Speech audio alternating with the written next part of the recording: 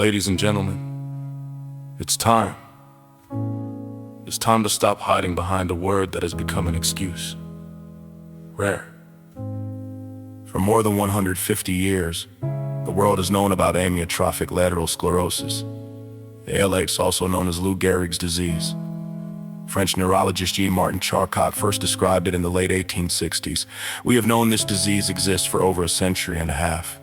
And yet today, there is still no cure. Every year in the United States alone, approximately 5,000 to 6,000 people are diagnosed with ALS. Every single year, roughly the same number die from it because, for everyone diagnosed, ALS remains a fatal disease at any given time.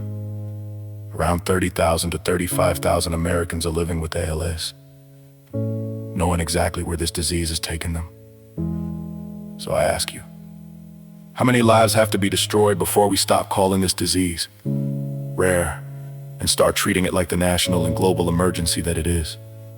Tell the husband who can no longer hold his wife's hand that his disease is rare. Tell the mother who can no longer hug her children that her suffering is rare.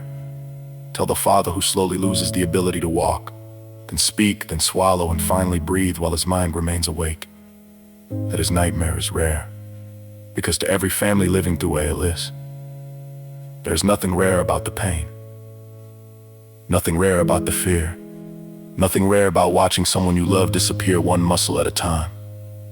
The word rare may describe statistics, but it does not describe the devastation. For over 150 years, ALS has been stealing futures. It has taken athletes, teachers, construction workers, soldiers, nurses, mechanics, musicians, grandparents, mothers, fathers, and children.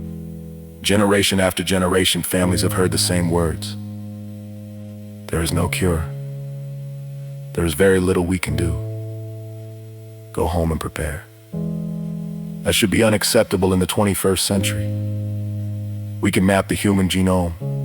We can land spacecraft on distant worlds. We can perform surgeries once thought impossible. Artificial intelligence is transforming medicine. Yet someone diagnosed with ALS is handed a death sentence. That is not a failure of science. It is a failure of urgency.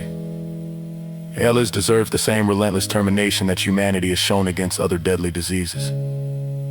More funding, more clinical trials, more researchers, more collaboration across countries, more determination. Because every day we wait, another family hears the diagnosis, another child watches a parent fade away, another husband loses his wife, another wife loses her husband, another life is measured not in decades, but in months. This is not just America's problem. ALS exists in every corner of the world. 400,000 people worldwide are living with ALS today, and well over 100,000 more will be diagnosed this year. It does not care about race. It does not care about wealth. It does not care about politics. It does not care what language you speak or what God you pray to. ALS attacks humanity itself. So today, I ask our leaders, our scientists, our governments, our charities, our pharmaceutical companies, and every person with the power to make a difference. Stop treating ALS like it can wait. Stop accepting slow progress. Stop accepting someday. Stop accepting that thousands of people every year will simply die because this disease has not become an urgent enough priority. History remembers the generations that refused to accept the impossible. Let ours be remembered as the generation that finally said, enough. Enough excuses. Enough waiting. Enough watching families suffer. It's time to stop calling ALS a rare disease. It's time to start treating it like the medical emergency it has always been. Because every person diagnosed with ALS deserves more than sympathy. They deserve hope. They deserve urgency. And above all, they deserve a chance to live.